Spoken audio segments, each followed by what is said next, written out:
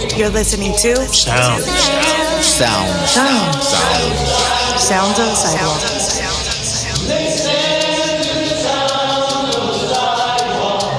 Okay, hi, welcome back to the second take of our podcast, because just a little bit ago we had this amazing conversation and we realized that our camera turned off at some point. So issues.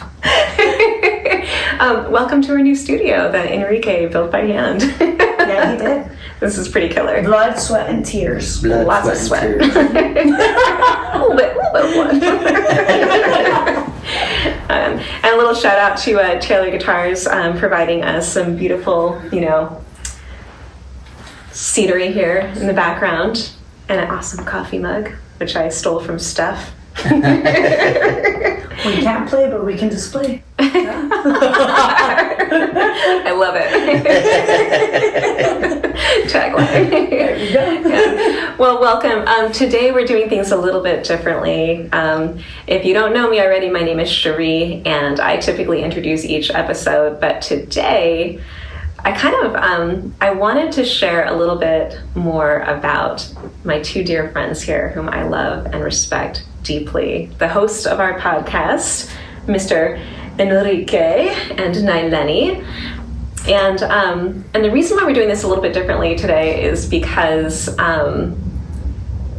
before each episode, we sit down, the three of us, and think really deeply about who we're interviewing, what their lives have been like, what we know, and what recurring themes kind of take place. And inevitably, we end up sharing a lot about our personal lives. And more, I started to feel like our audience, you, should really know more about these incredible human beings that are hosting this show. And also, a lot of times a recurring theme comes up. Or a lot of times our recurring theme is around what we leave behind spaces, the impact that our histories and our personal experiences, our lived experiences have on how we show up day to day here. And anyway, so today kind of the theme is around legacy and what we leave behind. And to kick things off, I would love it if my dear friends would introduce themselves as guests, not as hosts. Okay, Enrique Rivera, Member Services Team.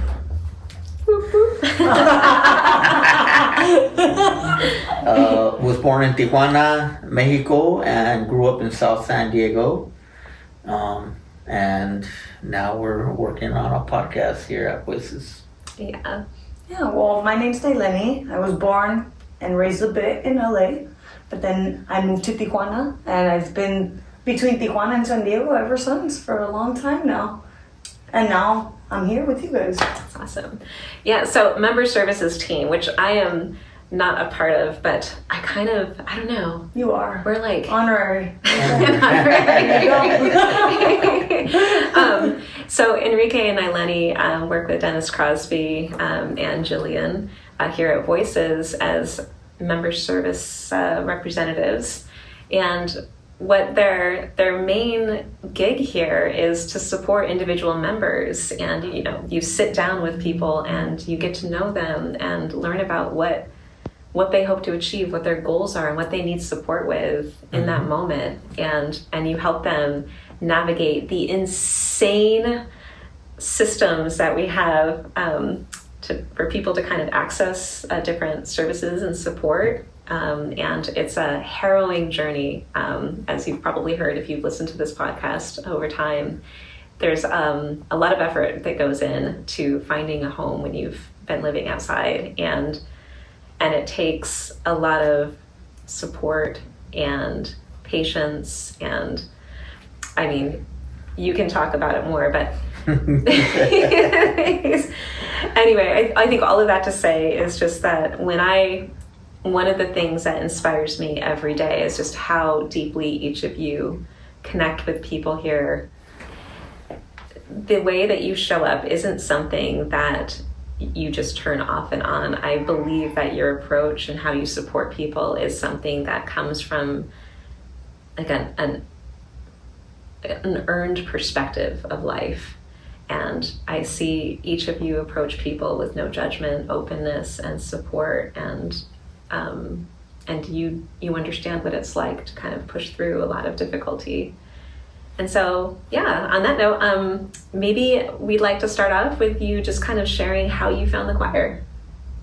Yeah. Well, for me, it was very simple. I found it on Indeed. At the time, I was just looking to move out of the job I was in. I didn't really enjoy it. It was okay. But before I was in that job, I had an experience working, doing homeless and reentry with the reentry system, and I really enjoyed it. I thought it was fun, and actually liked meeting people on the street and just talking to them. And didn't think I would miss it as much as I did, and I really missed it, so I started looking for opportunities on Indeed. This one popped up, and I was like, okay. I didn't know anything actually about voices, I'm not gonna lie. I had no idea about voices until I saw them. And then I looked them up on YouTube. I saw that they sang something I've never seen before, kind of combining my love for music, because I love music too, and then helping people all in one place. Like, it was a perfect place for me. Yeah. And that's how I got here. Yeah. I also happen to know that you actually put your 2 weeks in at your previous job before I officially joined, yeah. Yeah. So you just knew in that first interview that you were like, this is where I'm coming. Yeah, the first interview I had with Dennis, it just went really well. Like, I really enjoyed it. I was enjoying myself in that interview. And I was like, I remember I got back to that office at the time where I was working at. I was like, well, you better enjoy me because you got 2 weeks. Because I'm going. I'm leaving. And I did, and I left in 2 or 3 weeks, actually. Yeah. I remember the first day that you showed up, too. It was World Homeless Day. We had a big concert. World Homeless Day, green outfit, head to toe. You were going to see me anywhere where I was going because I knew it was an event. It was my first day. And I wanted to make it easy for people to know. Even though if they didn't know me, they were going to know who the girl in green was. Oh, yeah. So it worked out. Yeah, it was this gorgeous bright green outfit that just commanded attention, and you fit right in because this is like this community, this gang of people, like, we are very expressive in so many ways, and you just fit right in. Oh, everybody fell in love with you instantly. My first interaction was actually with Chris. Oh. Chris came up to me. He came running to me. He was like, I don't know you, but I need to know you. He was like, I need to know you, and you and me, sisters, automatically. My favorite color is green, and you're wearing all green, so we're friends. Oh my gosh. And, and I was like, of course, we're friends now. And ever since that day, he would always call me his Kardashian sister. He was like, my Kardashian sister. He had this like southern accent. I cannot recreate it. I will not try to recreate it, but I can try. Like, girl, let me tell you about something. So Chris, I have to tell our audience a little bit about Chris. So Chris is a bright, shining light that passed away a little over a year ago now, and was a larger-than-life human being, which so many people are here in this community. And Chris did drag, and everything was sequined, everything. And, a lot of sequins. And a lot of yes, sequins. So showing up in a good outfit and pleasing Chris, that was, Yeah, I think that was the way to his heart and to a lot of people, actually, because I guess it just seemed like I had an understanding of what I was coming into, and I just kind of, like when you fall and you put your hands, I didn't put my hands, I just fell into it. Oh, I love that. Yeah. You did too. Yeah, I just fell into it, and I loved it as soon as I came in. Yeah. Right away, me and Enrique, we became besties. I remember you were one of the first people I met as well in the cathedral, and yeah, like, I just connected with everybody here so well, and I've loved it ever since. Yeah, you have a beautiful openness to you. Like, it's easy to love you. It really is. And you too, mister. So how did you find the choir? Tell us your story. So my story goes back to my incarceration. I was serving a 26 to life sentence. Maybe around that time I was like 15, 17 years in. And I was watching PBS, and a documentary came out about Voices of Our City Choir. And at that time, I didn't know that I was going to be working for Voices. I was just like, man, that's a dope organization. They're from San Diego, man, they're doing cool work. And fast forward to 2019, I got found suitable by the board, and I was released after 22 years. They released me into LA, and in LA I went to Homeboy Industries, and then got into a career path for case management. Then I got into housing, and so I was working for First to Serve. And my parole officer called me, and she said, hey, Rivera, I got good news for you. I said, what's up? She said, you're free. And, you know, you're not really free until they say you're free, right? Until you get that paper that says you're no longer on parole, which I got like a little ticket that said I wasn't on parole. And I was like, dang, I can move to San Diego now. So I started looking for jobs, and I went on Indeed, you know, again, to Indeed. I guess shout out to Indeed. Shout out to Indeed. So I was looking on there, and I seen Voices of Our City Choir, right? And I was like, oh, I wonder if that's the place I seen the documentary when I, like, a couple years back.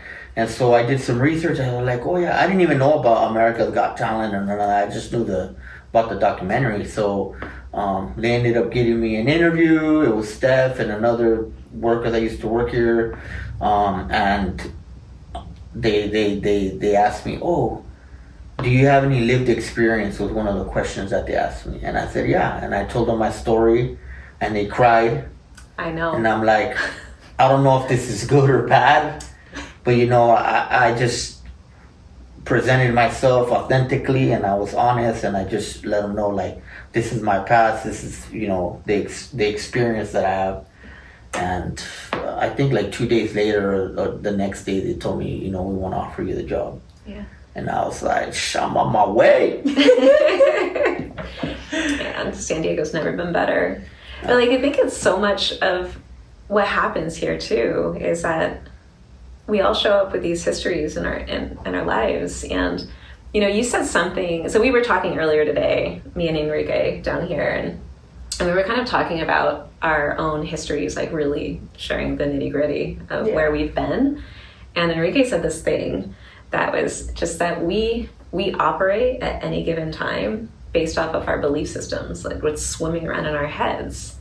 And, you know, we were kind of talking about, you know, what, like the programming that takes place when we grow up in a social system, or, you know, or how we might have these foundations of insecurity that we have to kind of work through. And I think that that's a lot of your day-to-day, like helping people punch through belief systems that do not serve them.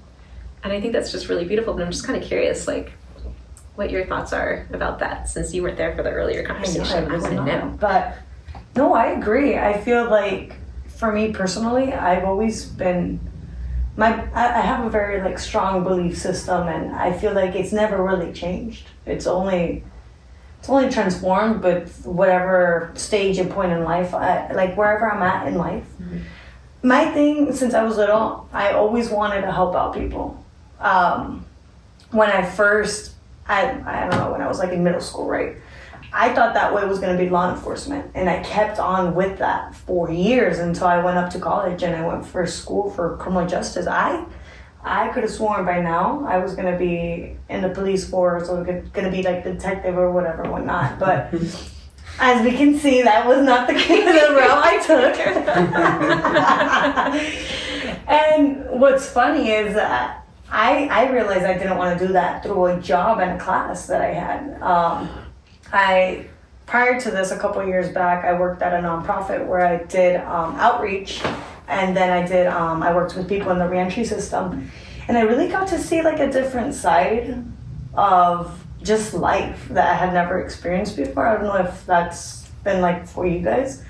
And it just really opened my eyes, especially with like the reentry job, because I would go into prisons and I would help out people get their Medi-Cal, get their IDs or stuff like that.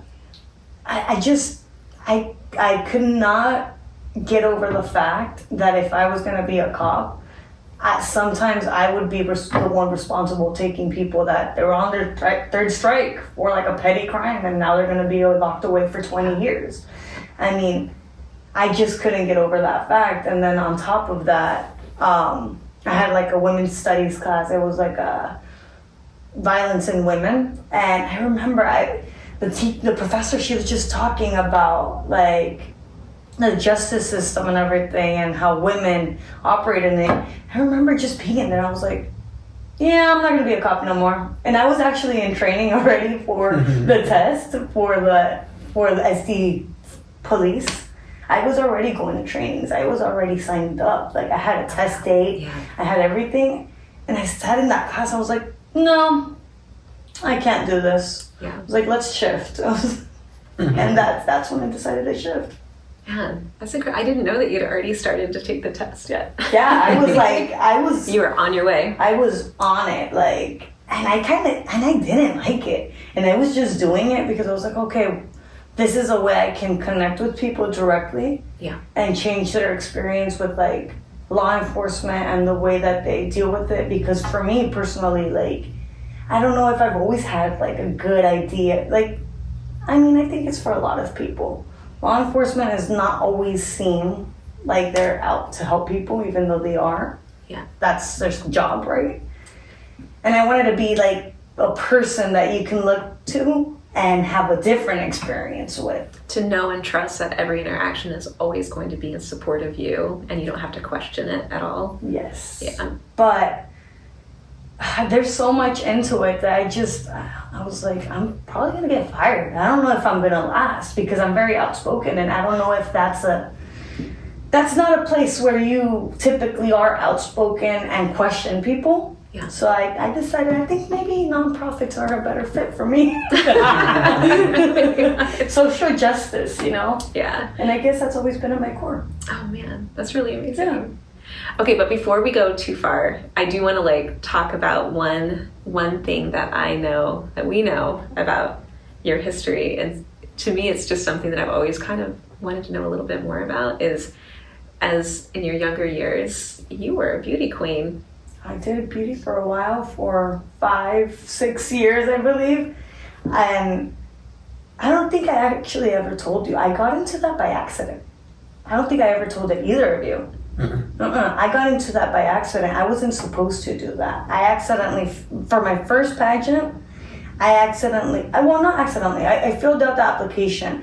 And I was looking at it and I remember thinking to myself, nah, I don't want to do this. And instead of deleting the application, I submitted it. And because I submitted it, I actually got a call back. And I got a call back, and because I don't really back down from things, I was like, you do not. I was like, now I gotta go through with this. And I thought like each round I would get cut, and I never really got cut.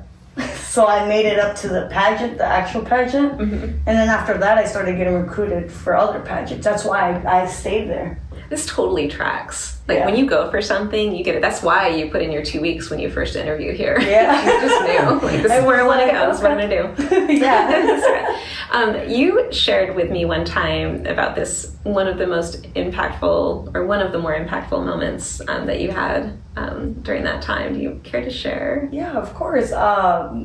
It was with an organization from LA. It's called Fraternidad Sinaloense de California, which is like, it's like a fraternity for people that are from Sinaloa, from the state of Sinaloa in Mexico, that they have in California, where they help out the people that are here.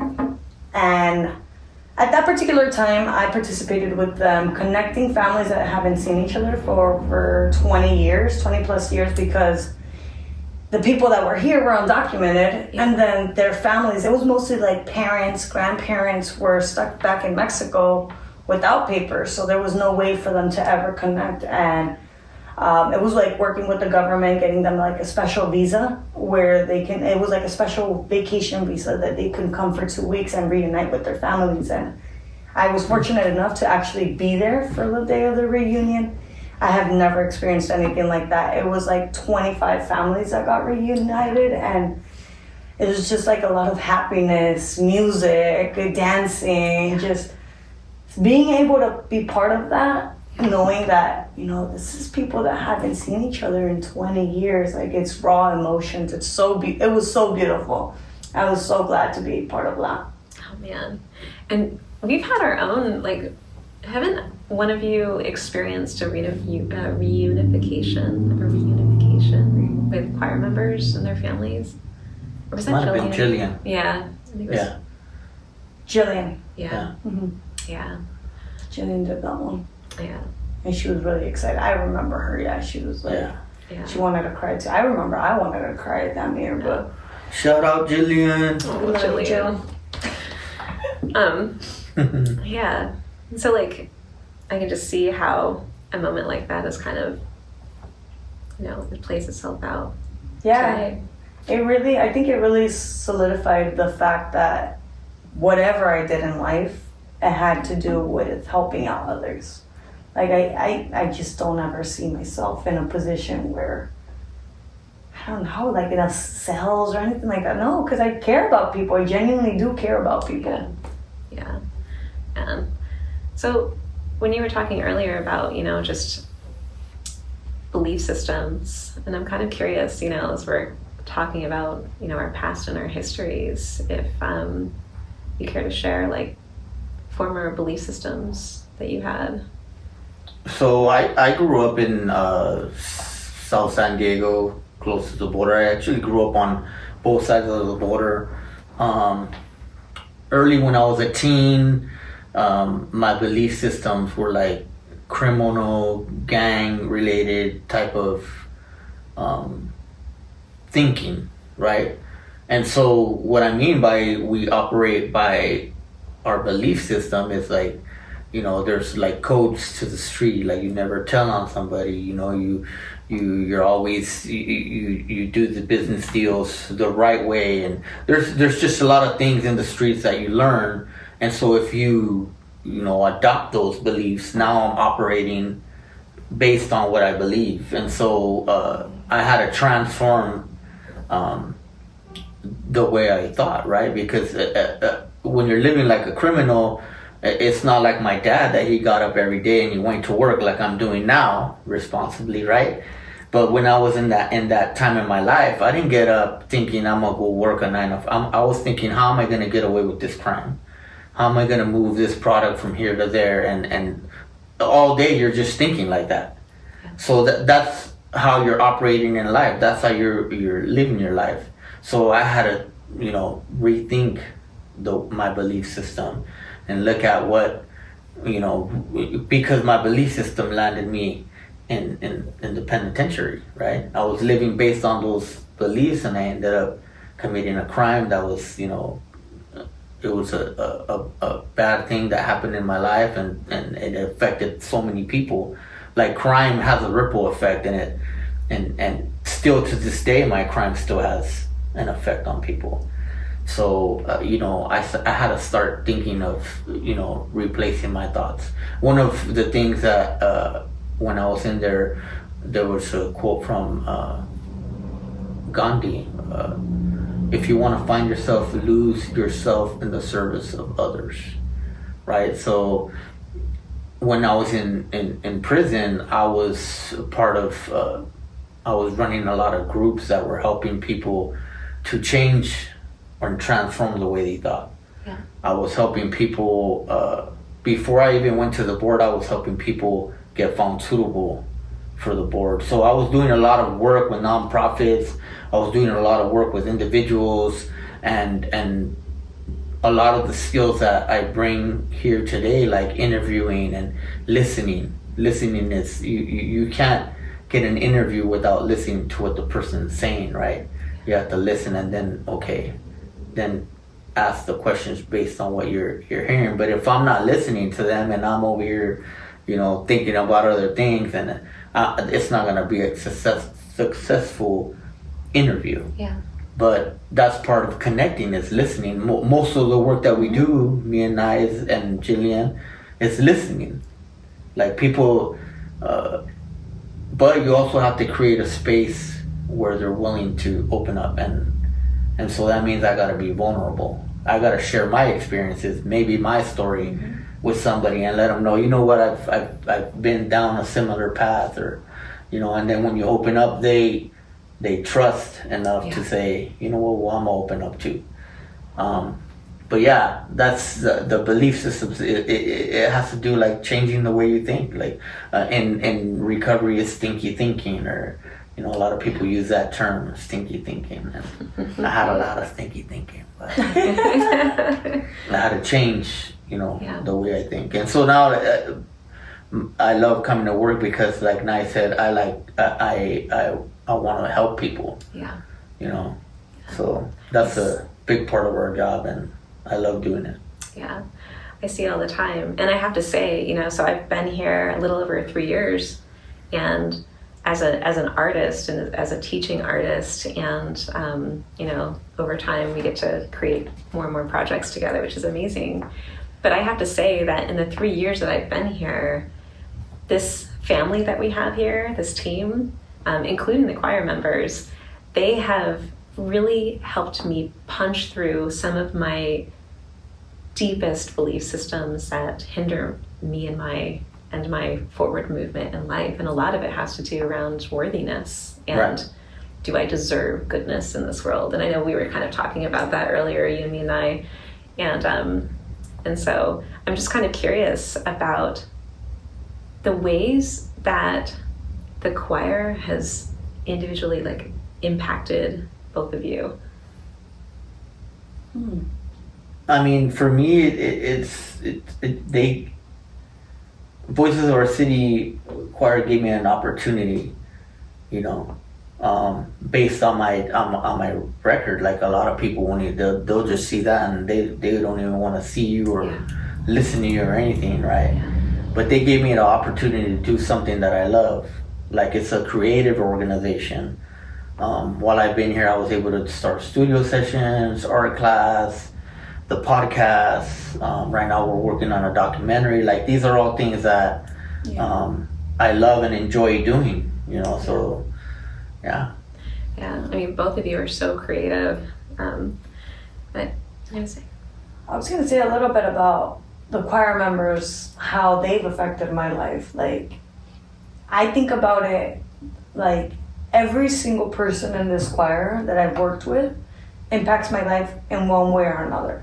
Either it's the way I think, or sometimes even if I'm having a bad day, I'm like, no, I can't be having a bad day.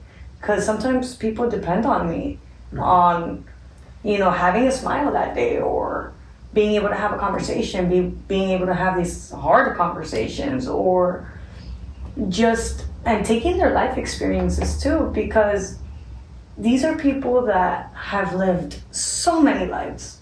And I'm always in awe, like, I'm always surprised. The more you get to know a person, the more you know how much they've lived, the experiences that they have, why they are how they are, or why they react in certain ways. And I try to take their experiences from what they tell me, I try to apply them in my own life. I mean, recently, I was like, maybe, what was it? Like a month ago? Yeah, because like a month ago, I don't know if you guys remember, one of our members, shout out to Earth. I got to see. I was helping her out at her apartment and helping her out with some things, and one of those days we went out for a walk. We had the most lovely walk ever, and we had the most lovely conversation, and I asked her, I was like, if you could give me a piece of advice, like for me right now at this stage of life, like what would it be? And she just gave me the most thoughtful, like, to really take care of myself and my health, and to do the things that I want to do, and to appreciate life. And those are the things that sometimes we forget. Just we get caught up in life. But I look back to choir members and I'm like, okay, they can do it, I can do it too. Yes. Yeah. I'm always inspired by choir members and getting to know their story and how they're overcoming or overcame or are in the process, where we come in and kind of like walk with them. You know, so it's always inspiring, and you know, like recently, a couple of our choir members got housed, and you know, they got their Humble Design did hooked up their pads and refurnished it, and it's a joy to see them in that in that light and in that joy and in that success, So And I can totally see it in all of your eyes when something like that comes through. Like in the background, there's so much work that goes into it. And it seems like as those emails and those phone calls are kind of happening towards that moment of getting keys for a place, I can see all of you, like there's just like this buzzing energy over the whole team where they're like, it's about to happen and we get to share something really great with somebody, like a huge success. Because you've walked with people for years, and you too, like. And like Nye said, sometimes you have to come with an attitude of service, of helping. And if I bring my drama and my stuff that's happening in life to work, then I'm not gonna be able to help the person we're trying to help. So that has to be like kind of put to the side, and you have to focus on doing your job and helping people out. Yeah. Especially like, I don't know if you feel this, but usually for me, I always feel when someone gets an apartment, I feel like I'm getting an apartment every time. And I always tell them, I'm like, you're getting the keys, but I feel like I'm getting them too. And I get so excited for them because it's a genuine, because I've seen all the work that they've put in and the stress and the struggles, and just it literally is like that blood, sweat, and tears that they've put into it. To see that, it's like a sigh of relief, like, oh, yeah, finally, like you can relax for a bit. Yeah. And then, I'm sorry. And it's the process is not always easy, right? As a worker, sometimes the potential is there for them to get from point A to point B, to get that success or that joy. And sometimes it's frustrating, but like if they come in with a negative attitude, like I have to like remind them, like, hey, this is a process. We're it's one step at a time, especially with the way the system is designed. Absolutely, it's a defeating system, and without people having your back, without support to kind of reinvigorate that hope and that determination, I just can't imagine walking this alone. That's why with some of them it's like victory. Yeah. But yeah, it's there's a lot of the turnover rate for like people that are working in nonprofits. It's tough. It's high. Yeah, it's high. Yeah. So you have to do, you have to be, like Earth said, right? You got to take care of yourself. Yeah, like, and health-wise. And funny enough, actually, now that I think about it, after that conversation, I started going to the doctor a lot. I started going a lot. And in a way, I am grateful that I get these reminders of things that I forget sometimes because I get so focused and so caught up and whatever is going on. Because in this field is very true. The burnout. The burnout is true.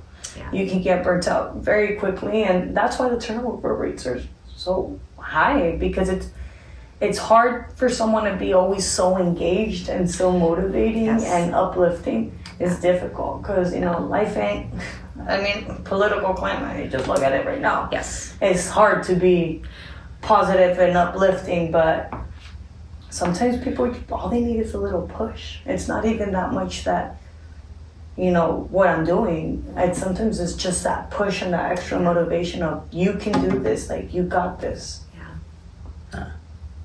And a lot of times it's in the work that we do,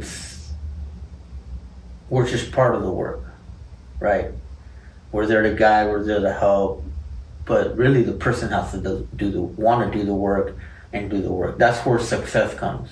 Yeah. Like when the person is motivated and they're like, I really want to do this, I really want to get off the street, or I really want to, move forward in my life in whatever place they are in that time, then, we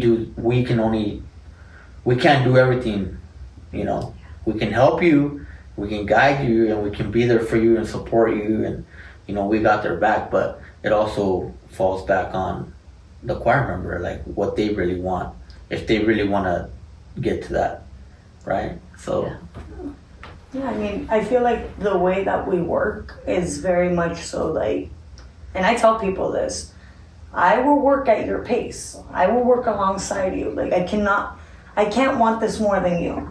Like and it really comes down to that. Like I can't want it more than you, and you gotta be able to put in the effort. Like I will walk as quick or as slow as you need, but the person sets the pace for me to know how we can navigate it. Like it's a team effort, and I always say that it's a team effort. It takes a village to get out of the situation sometimes, and it's working with like multiple organizations. It's not just one. Yeah, Absolutely. and I think we have a unique style and approach because we use creativity to uplift people. Writing a song and then seeing it performed or seeing an arrangement put to it. Like we have songwriting and choir members go in there and they put songs together. And I know for me, I'm an artist. I make music.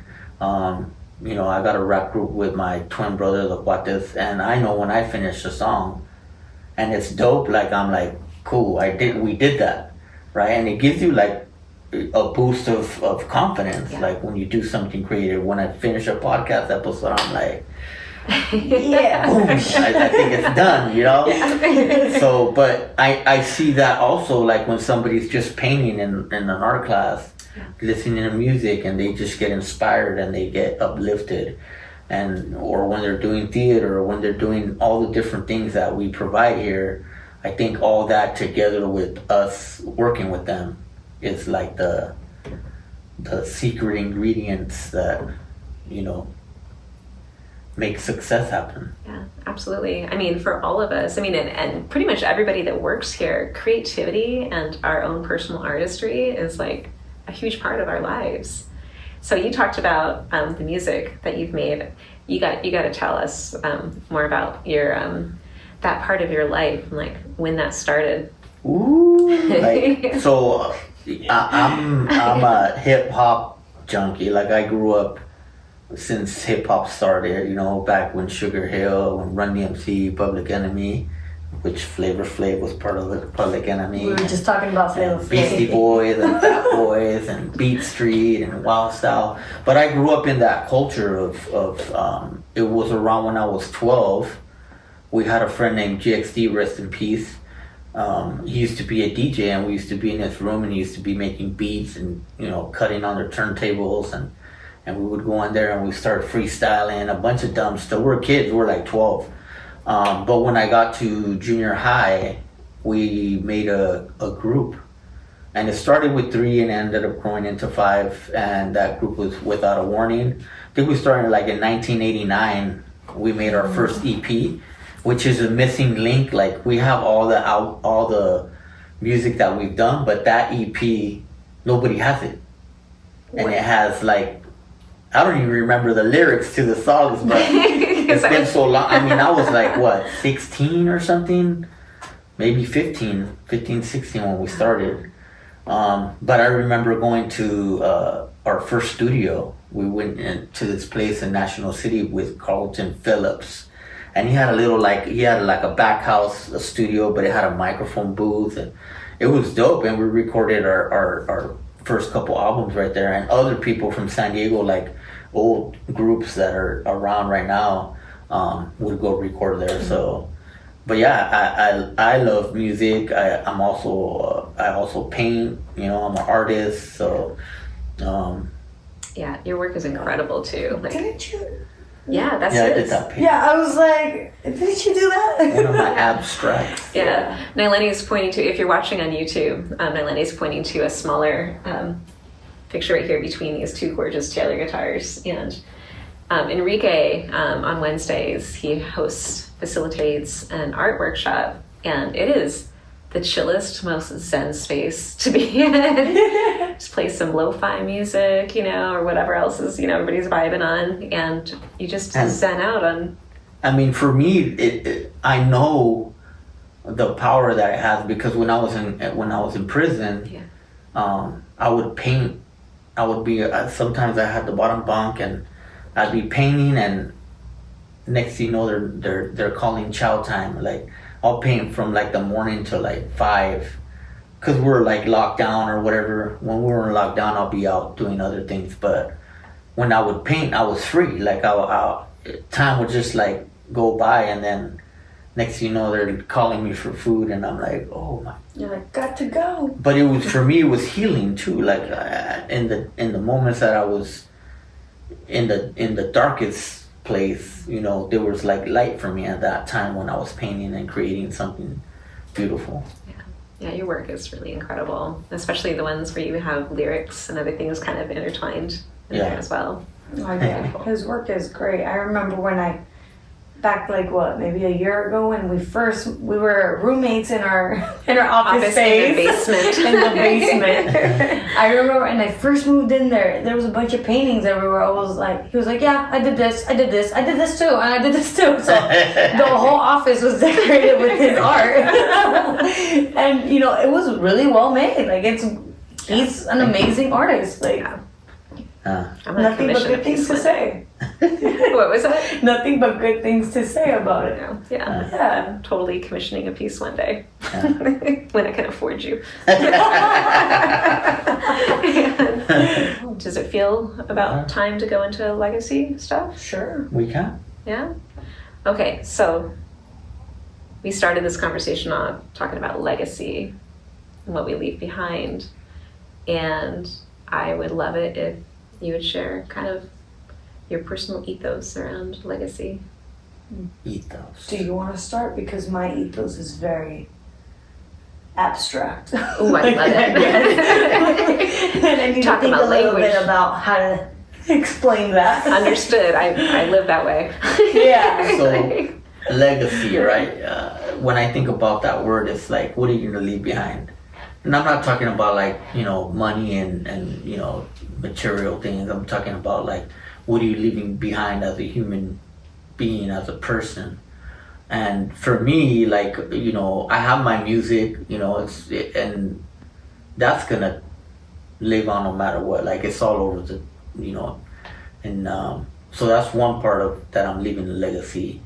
And then, you know, my art is also another way of leaving something. Like I did when I was in prison, a lot of people would ask me, hey, can you paint me this? Can you paint me that? So I have so many paintings out there that I know they're in a home, but you know, some of the paintings I don't have pictures of, or I didn't get to, but I know somebody has them somewhere, you know. I know my mom, when I came home, she had a big old frame of all the roses that I did for her, because her name is Rose, and so she loves roses, so I'd always be painting her different roses. She had a big old frame of all the little cards that I did in painting, and I was like, oh, cool, like, she kept that, you know. And then my uncle had like a big fish. When I came home, I seen it in his living room. It was like a trout, and I was like, oh, that's dope. You know, he had it in his living room. He was like, he liked it. He's like, oh, that's one of my favorite paintings. I was like, that's dope, you know. But the most important is like, I want to, you know, I already did a lot of negative things in my life and a lot of crazy stuff. So I don't want that to be my legacy. I don't want my past to define me. I want to do something where it's, you know, where I'm touching people's lives and helping them and helping them come out of a dark place. And that's kind of, you know, where I want my legacy to be. Yeah. You know, it's really beautiful. Restorative. Yeah. You know, you just reminded me of, do you remember Stu? Yeah. Here? So Stu, I miss miss you so much, Stu. Wherever you are. But Stu is mathematics. Math genius. He was a genius. Yes. He tutored and yes. So his language was around mathematics, and so when we would have writing workshops, he would, you know, he would write, but there's always some mathematics to it. And I will never forget this discussion we had, and he wrote this beautiful piece around the steps that he'd taken in his life. And he actually calculated the estimated number of steps that he had taken in his entire life. I mean, this is kind of magic that we get to see here every day, right? Like just so much beautiful creativity. But Stu had calculated how many steps he'd taken within his life, and then how many steps it took him to get to the choir that morning, how many steps it took him to get to the breakfast table or to go get coffee.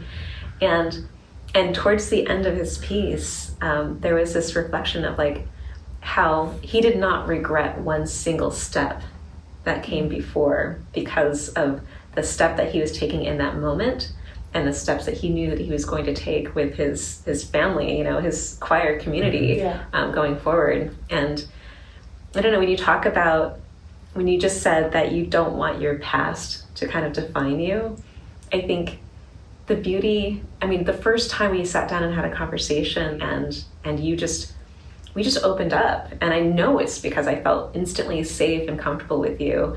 And I think that there's something about your frequency that knows that you've seen quite a bit of life and have experienced quite a bit of life. And so it made me feel safe to really be fully authentic with you, because I've, in my own way, like I have my own histories that I have shame around. And so I'm grateful that your steps brought you here so that we could be working with you together in this moment. And when I say like I don't want it to define me, I know it's part of my history, but some people stay in that, you know, or they don't evolve or break out of the show. And so like I don't want that to be me. Like I want to be remembered for the good that I did, you know. Yeah, that's part of but that's how I became who I am now, you know, learning through that whole process and growing through that whole process. And you know, there was a time in my life too where like I don't even think I'm worthy to be found suitable. Like, why would they give me an opportunity? And you start like, or sometimes like there's these concrete brick walls right here, right? And I used to wake up like and be like, dude, am I ever gonna get out of this place? I could touch the roof with my finger from my bunk, right? But you can't stay in that, right? And that's what I'm saying, like at the end, everything defines us, but I want my legacy to be something, you know, that inspires other people. Like, yeah, we go through things and it's hard, and you know, but you can come out of it if you make that choice and you take those steps. You know, it's all that doesn't happen all at once. You know, it took me 22 years like to come back and be like, to understand like, dude, the way you were going wasn't the way. Like this, where you're at now is like you're on the right path. You know, so I want my legacy to be remembered like, you know, he made an impact on society in a positive way. Well, I know that you've had an impact on my life. And when you were just pointing at these concrete bricks, I just had like this flashback to being in the military. And you know, in a cot. And I was thinking, there's this one picture that, you know, I lost everything a long time ago after I separated from the Air Force, you know, when I kind of spiraled into my own bout of homelessness. But there's this one picture that I still have of me laying on a cot, and it's kind of digitally, somebody took this picture and sent it to me. But it's just, you see those walls and it's just like this dark, dreary space. And I think when I showed up here on this scene, that first conversation that we had, I was still experiencing a lot of shame around my own experiences and how I sank to my bottom. And there was this belief around my own victimhood, you know, and that's like, you've also shaped that too, because there's so much, you give yourself so much respect and you give other people so much respect. And I think slowly over the last 3 years, I've been able to really shed this idea that I don't deserve goodness, like we were talking about earlier. And so, But we do. We all do, Everybody. We do, sincerely. And, you know, and that's kind of, you know, right before I joined the choir, like, It was Yeah. kind of like that's something that I understood that I wanted to express, but I didn't really embody it just yet. And I feel like I'm just now really truly starting to understand that about myself. And so just want to say. Yeah, and honestly, like for me, as soon as I got this job and I started working here, I kind of was losing myself a bit because honestly, being completely honest, I hated that job. I hated the job I had previously to here. I mean, Like, I did not like it. I did not like the place I was in life. Like, I just felt lost. I don't even think you know. Before coming here, there was a time where I even thought about joining the military too. Oh, yeah. I don't know if I told you, but yeah, like I was going to see recruiters and everything. I was like, if this doesn't work out here, but after I had my interview, I knew it worked out. I was like, nah, I'm shipping out. I was like, I'm leaving. But then once I was here, I kind of found my purpose again, and I was like, okay, I remember. I like to help people. Yeah. I like to be able to be a person. Like, I guess that goes with my legacy, right? I guess for me, it's always been ingrained that I want to be able to be that person where people can go to and talk, whatever it is, to be like a safe space for people and just be able to support them. Because, I mean, I guess as a kid, I got bullied. I mean, I got bullied as a kid for a bit. You know, I didn't have my dad for a bit because, you know, the justice system, you know, he got incarcerated, which is why I wanted to be a cop, because I was like, I didn't like the situation, how it happened. That I was like, I want to be different. I want to have a different impact on people. And it's always been about that. My thing has always been about just having a positive impact in people, for people to know there's different people out there. It's not all bad. So I guess that's my legacy.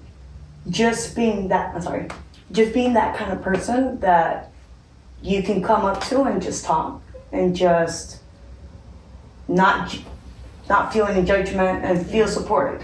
Yeah. Which is what I've always tried to kind of embody and just be like, yeah, you can come up to me and talk about whatever. I'm not going to judge you because I genuinely won't. You can tell me whatever and I'll take it for what it is, and kind of, if you need assistance with something, I will figure out what the assistance is. Yeah. Yeah. If you just need to listen, I will just listen. Yeah, it's so important too, because I mean, I think so many times we get trapped in this comparison game, and we see, you know, in media and, you know, and how we present ourselves on the street, we all wear these masks at times where we feel like we have to present in a way where I've had a life with no hiccups and it's just kind of been smooth, and that makes me a respectable, valuable member of society. And that's all a load of crap. Yeah. we all have our bits and pieces that might feel really ugly in the moment, but really that's what shapes us and makes us these magnificent human beings, and that's what you get to share with people all the time. Yeah, I mean, it's like, I'm very private, I feel, with like a lot of things. So sometimes, even like today in this interview, I feel like I've been dropping a little bit of bombs that I have not told you guys before about. And it's, that's just how I am. Like, I am very private, but at the same time, I'm very open. Yeah. Like, I'm an open book. If you ask me, I will tell you. But if you don't ask me, then it's not going to come up, you know? We just need to know the right You questions. just need to know the right questions. Because I've always been an open book. Right? I'm an open book, but it might not come out in conversation. That's why, like, the whole pageant stuff, that never really comes out. Because how are you going to insert in a conversation that, you know, for 6 years I was waiting across the world, you know, like. That's beautiful. And I just did her beautiful, like. Just, hi, everybody. Just, you know, like, how do you insert that into a conversation? But even in that space, like, I had that experience where, for, like, people I was competing with, I would be like a person that they would come and talk to because they knew I wasn't the most competitive. I didn't really care if I won or lost. I usually always placed. I don't know why, just I guess because of my personality. You're like, I'm here to travel. Because I was like, I'm here to have a good time. Like, and I would say that. I'm like, I'm here to have a good time and have fun with you guys. I'm not going to be arguing about who gets first place. I do not care. Like, this is not my life, but this is not going to be my whole life, you know? Yeah. I didn't know what my life was going to be. And I still don't know because life changes every day. It does. It does. I mean, if anything, working here has taught us it changes the drop of a hat. So I'm so glad that, however we arrived here, that we're here together. Like I just want to offer you both my deepest gratitude and deepest love and so much respect for both of you as human beings. Same. It's just Love you guys. so It's a team right here. Yes, it is. Yeah. Okay. Insert the choir. They start coming behind us and start Oh my singing. gosh, I know. For some reason, I always watch Luis when he's dancing to that song. I'm like, I can't help but dance to that song. Tocayo. Shout out to Luis. Okay, so the last episode, you asked a question to everybody at the table, and I want to ask it to both of you. Okay. What advice would you give yourself 5 years ago? 5 years ago, keep doing what you're doing. It works. Dang, now that I think about it, 5 years ago, sheesh, I was in a whole different place. I had just left my job. I was working at a restaurant. I was still in college. It was a pandemic. I still thought I was gonna be a cop. So it all works out. It's all gonna work out some way or another. Just keep on believing in yourself. And I guess a piece of advice that just for everybody and anybody, and I live this, I'm like, treat others the way you want to be treated. I live by that because I feel nowadays a lot of people forget about that. Yeah.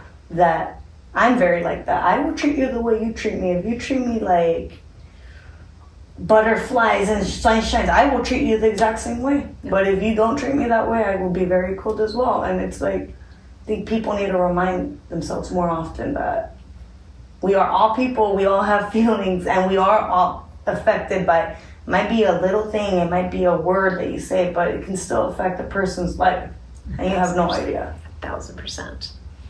Yes. Yeah. And never lose hope. That was one of my biggest ones. Never lose hope. Because when you lose hope, you go into a dark place. Mm-hmm. So, yeah. Yeah. Well, thank you for bringing so much hope and light to everything that we do. I'm so glad we get to play together. It's so rad. On that note, I just want to say thank you to everybody for listening, watching. What we get to do here, it is hard work. It's heart work and it's hard work. And Yes. we wouldn't choose to be anywhere else. And it is a gift to be able to do this. And so I just want you to know that every time you listen to an episode, you are actually contributing to elevating the voice of someone that has at some point in time been invisible. And just as Naylenie, so beautifully said, like we all deserve so much in life, including yourselves. And so is this where we start plugging like how people are able to support? Well, if you're interested in supporting Voices of Our City Choir, go to voicesofourcity.org and they have a donation page. All our podcasts are also on there, future events, and if you want to come to Open rehearsal. Mondays, be there or be square before 11 a.m. Don't be square. Don't be square. Open rehearsal for everybody on Mondays before 11, except holidays. So no holidays, but we are always there. Yeah. Come sing with us, come hang out with us. And thank you for all of your continued support and for listening.